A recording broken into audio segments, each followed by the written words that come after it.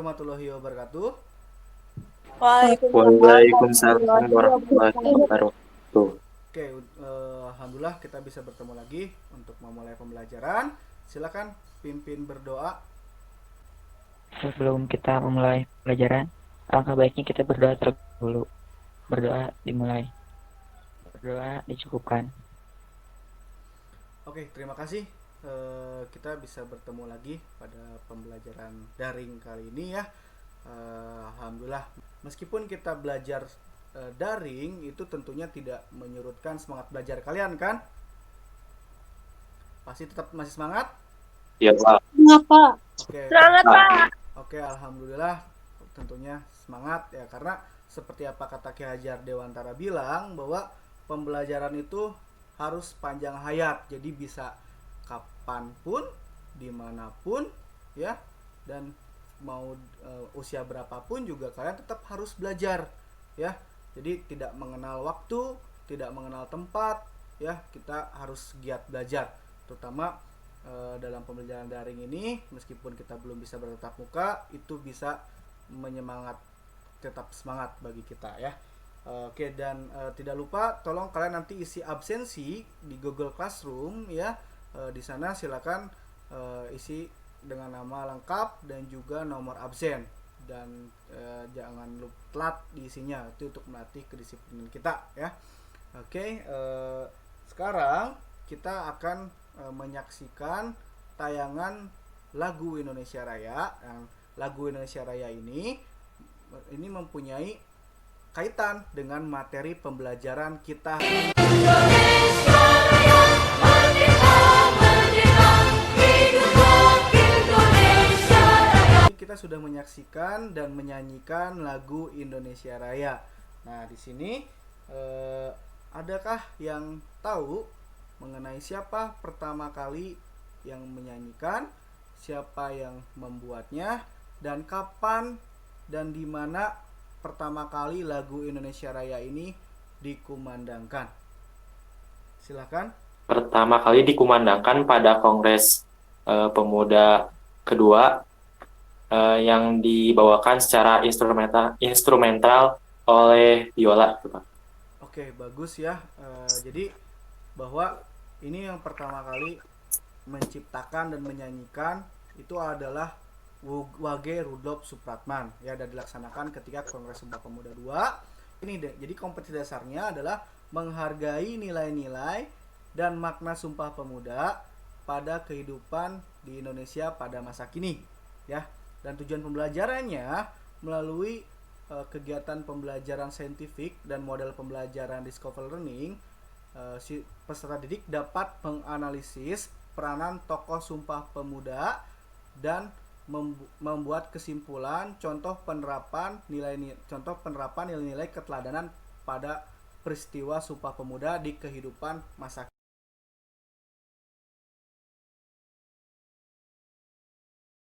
Nah, sekarang kita akan masuk ke kegiatan inti. Lalu di sini ada stimulus video pembelajaran tentang peristiwa Sumpah Pemuda. Nah, silakan nanti kalian coba analisa, kalian amati mengenai video Sumpah Pemuda tersebut. Oke? Baik, Kak. Kami, putra dan putri Indonesia, mengaku bertumpah darah yang satu, tanah Indonesia. Hal apa yang bisa kita dapatkan dari video tersebut? Silakan. Dinda. Oke, Adinda. Jadi dari video tersebut ini tuh bermulanya dari politik etis. Nah, dari politik etis ini dilahirkanlah para tokoh-tokoh intelektual. Nah, setelah lahirnya tokoh-tokoh intelektual itu, lalu didirikanlah organisasi pertama di Indonesia, yaitu Budi Utomo oleh Supomo pada tanggal 21 Mei tahun 1908.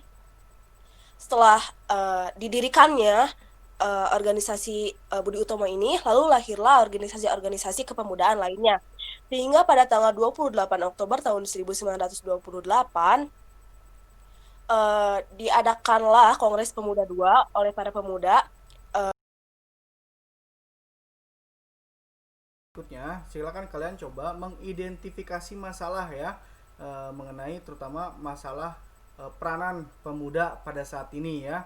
Silakan kalian identifikasi masalah apa saja, silakan kalian kemukakan.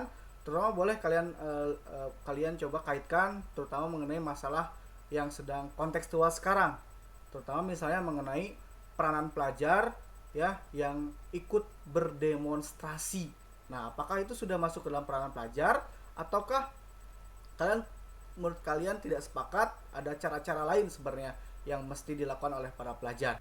Oke, jadi terkait tentang pelajar yang ikut demonstrasi ke jalan, menurut Dena, pelajar punya hak untuk mengaspirasikan pikirannya atau pendapatnya, tapi dengan cara yang benar, jadi bukan dengan turun ke jalan atau membuat rusuh atau merusak fasilitas umum juga gitu. Jadi kita sebagai pelajar harus lebih bijak dalam menyampaikan aspirasi kita. Contohnya dengan menyampaikan aspirasi kita tuh dengan media yang sekarang tuh media sosial, itu dengan kita aspirasi-aspirasinya itu diolah jadi karya seni kayak gitu, poster atau komik kayak gitu. Jadi aspirasinya juga bakal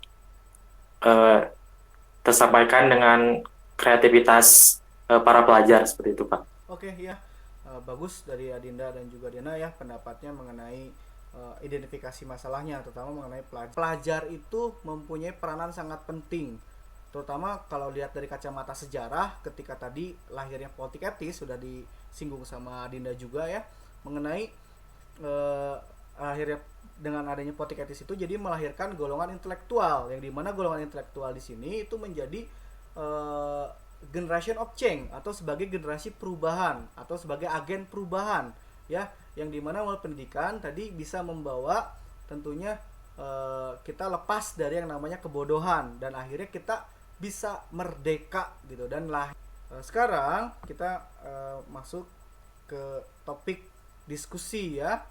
Kerjakan lembar kerja peserta didiknya. Di situ sudah saya upload di Google Classroom, bisa kalian buka juga. Nah, di sini sudah jelas ada instruksinya ya. Di sini juga ada langkah-langkah kerjanya, ada kompetisi dasarnya, ada tujuan pembelajarannya, dulu ada petunjuknya. Selanjutnya kita akan baca dulu saja mengenai petunjuk penggunaan LKPD daringnya ya. Dan nanti silakan kalian coba analisis ya mengenai tokoh-tokoh berikut ini. Ada Muhammad Yamin, Sugondo, lalu juga Muhammad Tabrani, lalu ada Wage Rudolf Supratman. Silakan coba kalian analisis peranannya seperti apa dan bagaimana. Dan juga berikan analisis juga tentang nilai-nilai keteladanan apa yang perlu diteladani dari tokoh Sumpah Pemuda tersebut. Dan terakhir, buatlah simpulan contoh langkah-langkah penerapan nilai-nilai keteladanan yang ada pada tokoh Sumpah.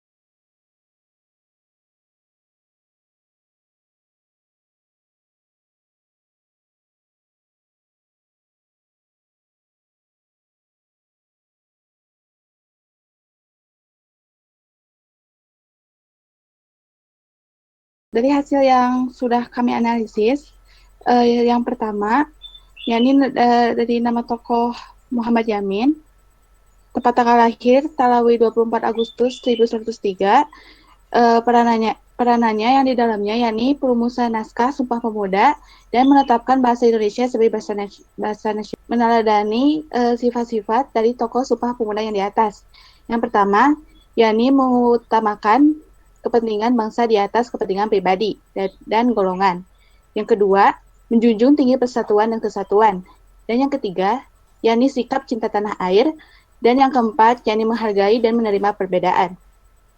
Dan yang terakhir, apa saja sih langkah-langkah penerapan nilai-nilai keteladanan yang ada pada tokoh Sumpah Pemuda di atas bagi kehidupan kebangsaan di Indonesia pada masa kini bagi peran para pemuda.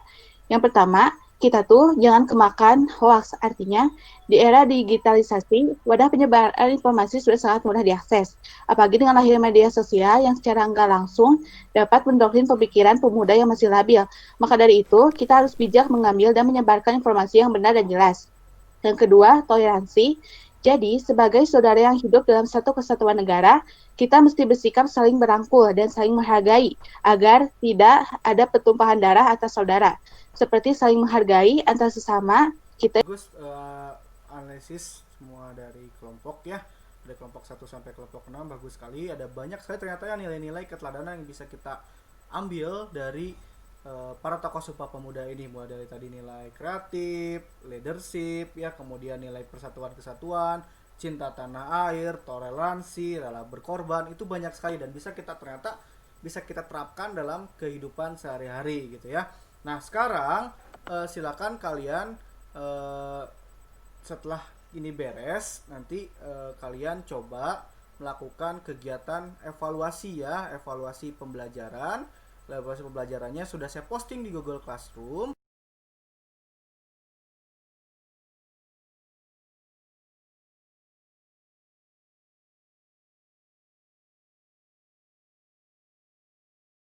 Kita secara bersama-sama melakukan refleksi kesimpulan pembelajaran. Jadi mengenai hal-hal apa saja yang sudah bisa kita dapatkan, kita pelajari, terutama mengenai penerapan nilai-nilai keteladanan dari para tokoh Sumpah Pemuda yang dapat kita terapkan di kehidupan masa kini atau di kehidupan peranan kalian sebagai pelajar ya. Silakan pendapatnya. Desi, Pak. Silakan Desi. Refleksinya jadi gini, sebagai pelajar atau pemuda, kita harus rela berkorban, menjunjung tinggi persatuan dan kesatuan, cinta tanah air, toleransi, mengaku bertumpah darah satu, berbangsa satu, berbahasa Indonesia juga. Terus pelajar masa kini tidak harus berperang untuk menerapkan nilai dan makna Sumpah Pemuda, namun dengan semangat belajar, agar menjadi orang yang kelak akan berguna bagi nusa, bangsa, dan Sudah nilai-nilai yang sudah kalian gali ya mengenai nilai keteladanan dari tokoh Sumpah Pemuda, ada nilai rela berkorban, toleransi, cinta tanah air, kemudian juga patriotisme, itu silakan kalian coba terapkan ya dalam kehidupan sehari-hari kita, terutama kalian sebagai pelajar ya. Tentunya ada bentuk tongkat estafet gitu, ada tongkat estafet atau tongkat perjuangan yang harus diteruskan gitu ya oleh kalian, terutama kalian ini sebagai generasi penerus bangsa ya yang bisa kita simpulkan hari ini. Saya cukupkan dan nanti untuk pertemuan berikutnya kita akan menggali nilai-nilai Sumpah Pemuda. Kita akan eksplorasi kembali nilai-nilai Sumpah Pemudanya apa ya, berhubungan juga dengan materi kali ini ya.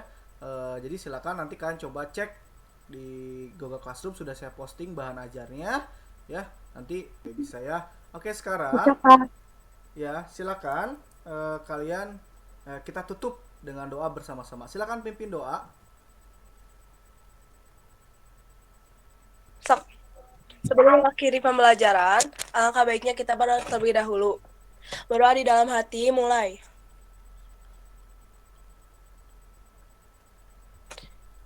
Berdoa dicukupkan. Siap menerima salam. Oke. Wassalamualaikum warahmatullahi wabarakatuh.